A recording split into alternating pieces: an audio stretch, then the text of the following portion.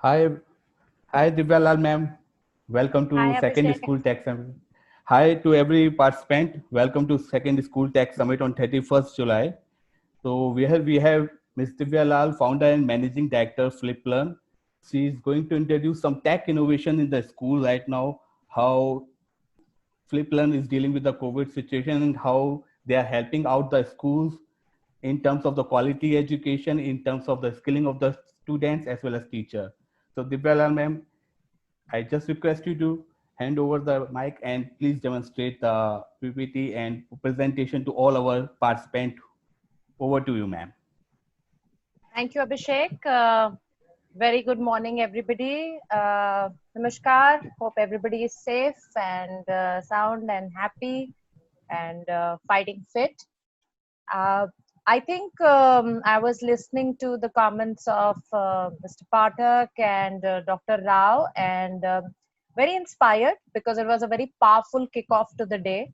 And I want to maintain the same momentum and also pick up some threads from where they talked about. So things about bringing systems that can help, augment, handhold, and bring blended learning to life.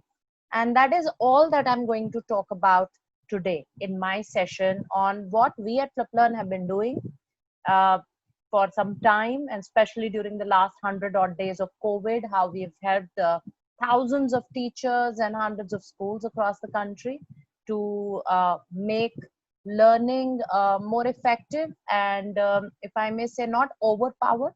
So let me share my screen. And Abhishek, if you can give me a go ahead that you can see my screen. Yes, ma'am, it is loud and clear. Thank you.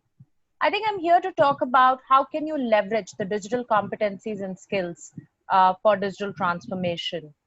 I think what is important is to understand and acknowledge the phenomenal effort that teachers across the country have stood up in one voice and talked about and said, and irrespective of challenges, have really not let anything come in between.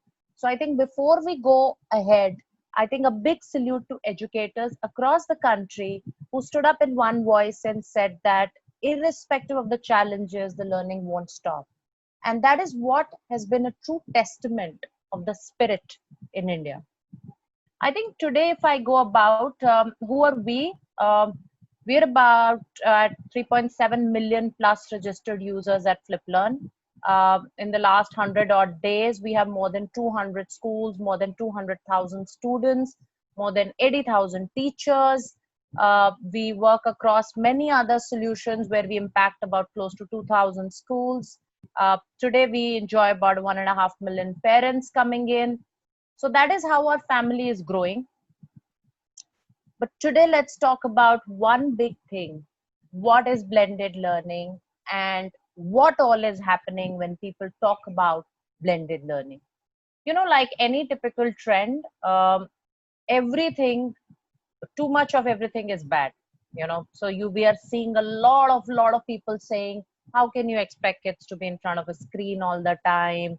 How can you, because our basic human nature is more like a pendulum. It's from one extreme to another extreme. So suddenly, like, I saw schools and teachers, people who were using fundamentally zero tech, moving into, running cinema halls every day. I think the crucial piece that we all need to focus as stakeholders in this situation is about that discretion.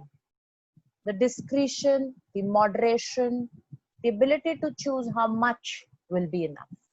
So when we talk about any kind of an online learning space, I think there are some pieces that we need to really look at.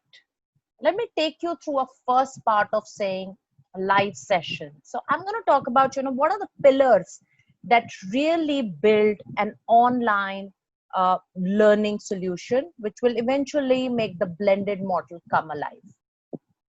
So I think what is important is when you talk about live session, I mean, how many?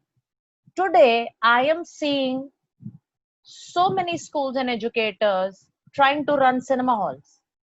They're trying to replicate what's happening inside a brick and mortar school for 6, 7 hours into an online phenomena. That is not what online learning is. Online learning does not mean switch on a camera and sit there and start teaching and your 40 kids at their own home start learning like that. I'm not saying virtual classrooms don't work, but virtual classrooms are best leveraged when you have a dialogue, when you have interaction. If you're looking at a one-way phenomena, it will not work because it will lose its novelty within a week, and after that people are just going to be focused anywhere but on the screen. It also has many practical aspects. You know how in the first 60 days of lockdown life first to now in the last 40 days with the country going into unlock modes, many of these devices that children had access to are not available at home now.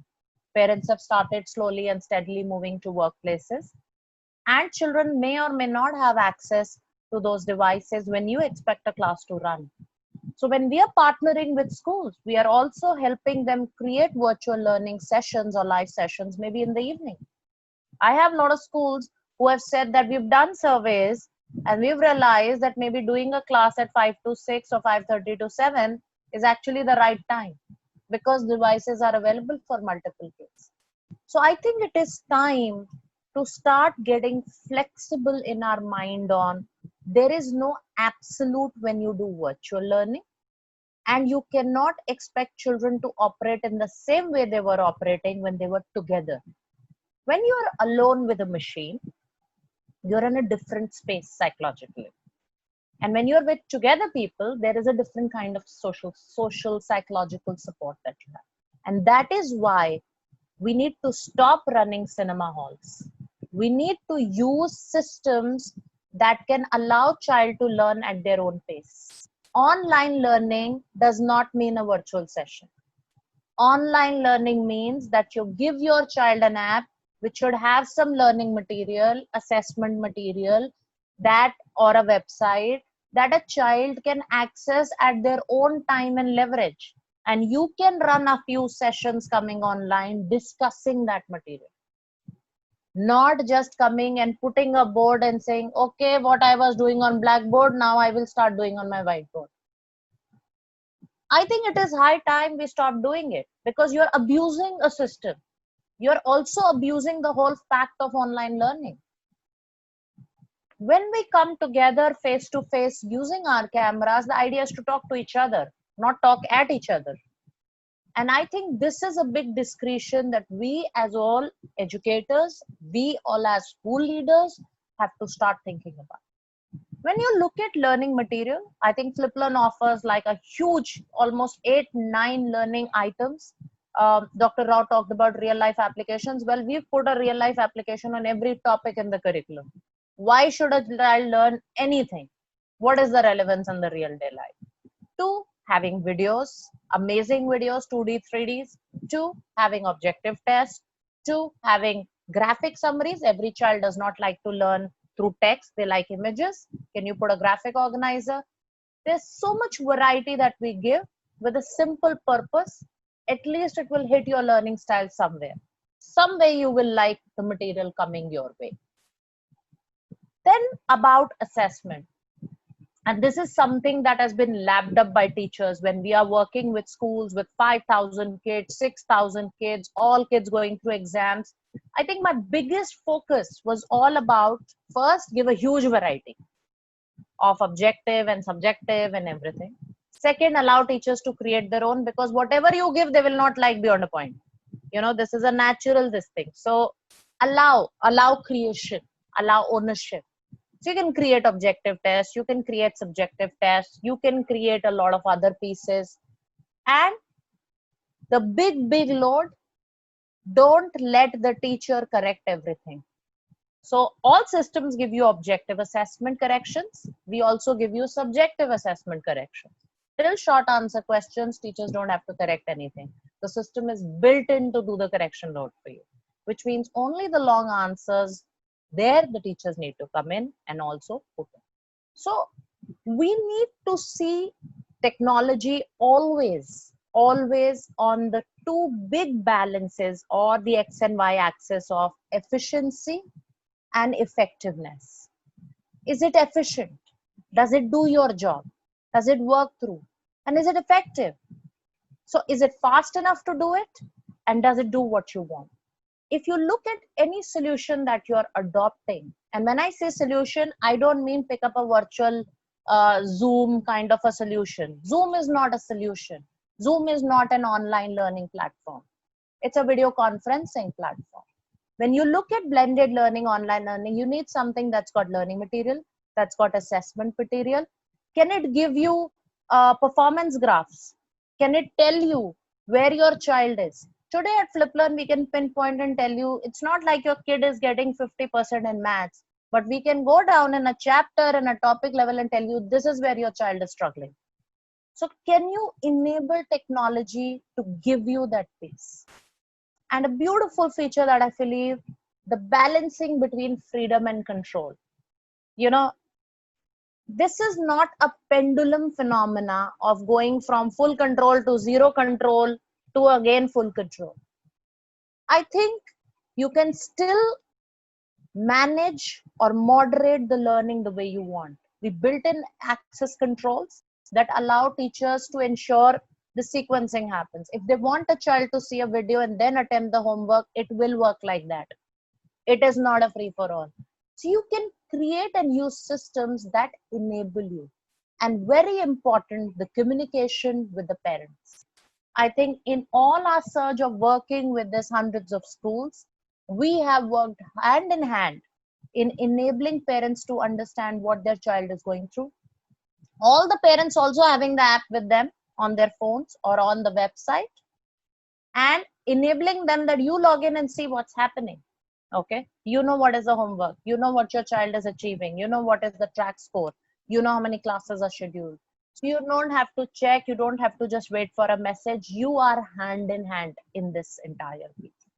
I think that is the most important crux of.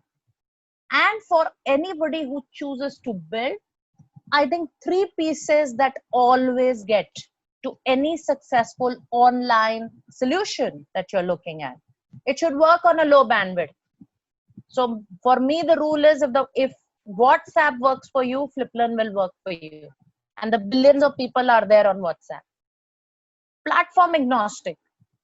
I shouldn't be bothered about whether I have a Windows phone or I'm an Apple, I'm an Android. Parents don't want to get into this. Whatever device they have, it should work. Whatever platform it is on, it should work. Which means if you have a desktop with internet at home, it should work.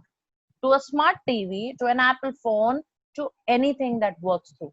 So I think what is important is, first of all, virtual conferencing is not online learning. Online learning means having a proper system that will enable you to, run through a full piece of enabling learning, assessment, performance tracking, ensuring you have interaction sessions, and enabling you interact. So, we work for all classes, and we have to change that. We've yesterday only bashed through K to 12. I think when I started my journey in the K to 12 segment internationally, today we have unraveled it. And now I think we're going 5-3-3-4. So, and what name we give to it. These are welcome changes yesterday that I see from the national education policy as well. Leveraging technology, bringing down course material, enabling learning happening through any mode of language. I think also a very interesting point that I want to pick up from yesterday's policy release was children no longer have to choose a stream. You're not a science student or an account student or an art student. You could pick up any subjects as major, minors really coming through, which also poses a challenge that a lot of online solutions will bring help to schools. For example, after call, how many teachers can you keep for 11-12?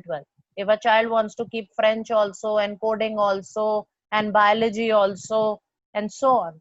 So, we are dabbling right now into actually launching our pilot of virtual school, where we can handhold with schools and provide these extra resources for all the educators that schools may not wish to, all the time keep juggling with, in order to provide the variety.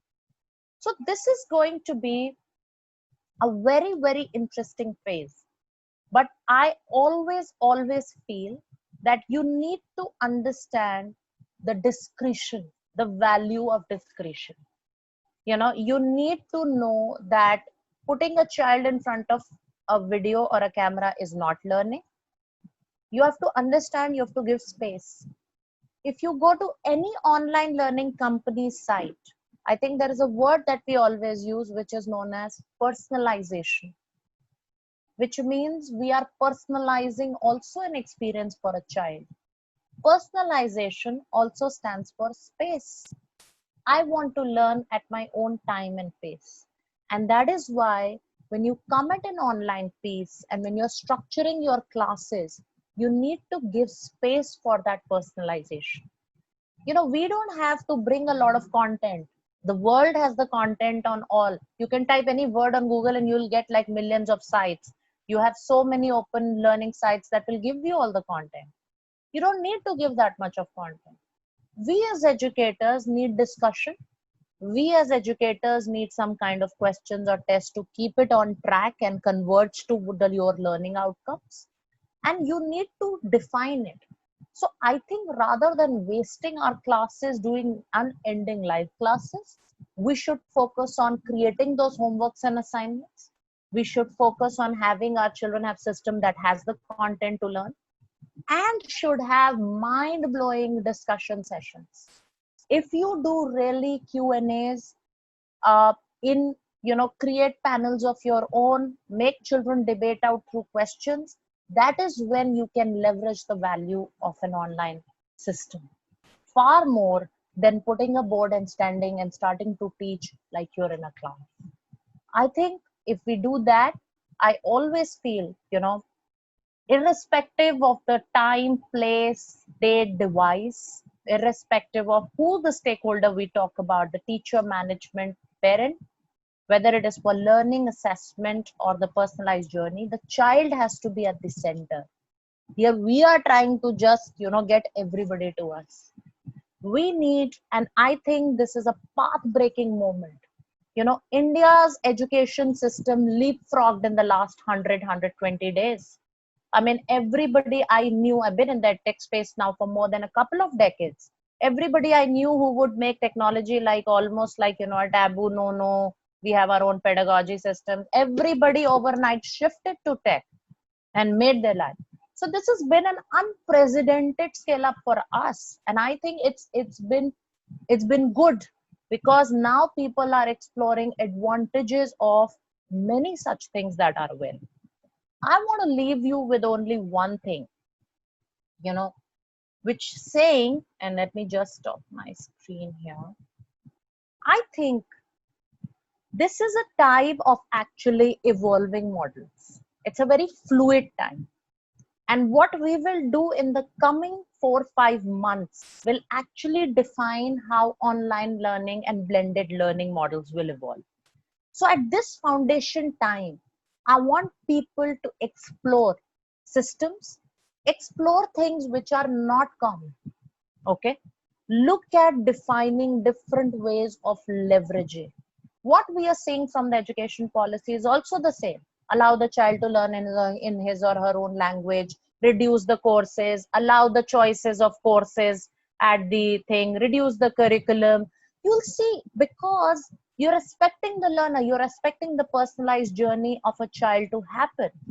And many online companies like Fliplearn, what we are doing, we're bringing that concept to life. We are happy to partner with US schools. We're happy to help you to reach out, etc. But my idea is, it's not about coming to Fliplearn. You can go to any organization for support to make you go through this journey. But my idea is, just don't think that online learning or blended learning is coming in front of a camera and talking. That is not what is online learning. And I think that is something that we now need to position very strong. Thank you, Abhishek. Thank you very much, ma'am. You have highlighted that blended learning is not only coming to the on the camera and studying. You have highlighted how to maintain the quality assessment, how to attract with the communication with the parents, with the personalized learning. So I request all the participants, if you have any query, you can directly reach to the Divya ma'am also. So there is some questions also arises from the ma'am participant sides. One of the Yeah. question is that how does subjective test gets auto checked? Does student type the answer or does student scan PDF and then your system convert writing to text? Okay, so we can do many things for you. If your child is writing from a short answer, the teachers give reference answers through which the system checks. Okay, so the child types it. The child can also record it from a voice, this thing, etc. In a long answer, we allow the upload of PDFs for a child or a photo. Let's say you want the child to write down the answer in the copy and click a photo and upload. That all is allowed. The systems check it, and I think for anybody who wants more tangible details, you can reach out to me at divya.lal@fliplearn.com, and we would love to come and assist you on your queries, on your thoughts. Abhishek, is there another question? And ma'am, one question is that, ma'am, it's a general question that you are the tech innovations in the schools from since decades.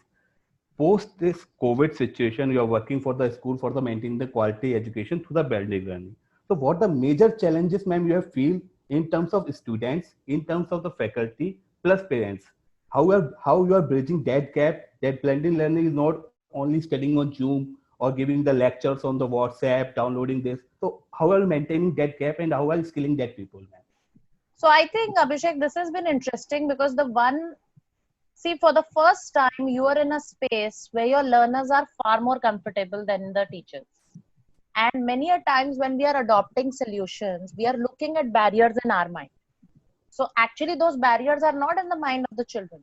Because when I look at the students actually coming in, they don't feel a barrier getting into one app, and navigating through one or the other things and so on. So they don't face all of those concerns. I think parents are also, as far as online learning is concerned, they need to understand through one session. And what we have done is we have given a lot of videos on how to operate.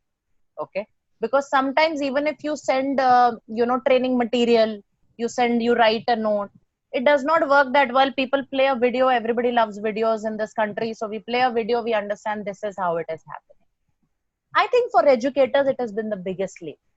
Okay, it is the Yeah. biggest leap because now they are trying to play in a system where we are all, I always use this, we are we are not technology natives, us kids are.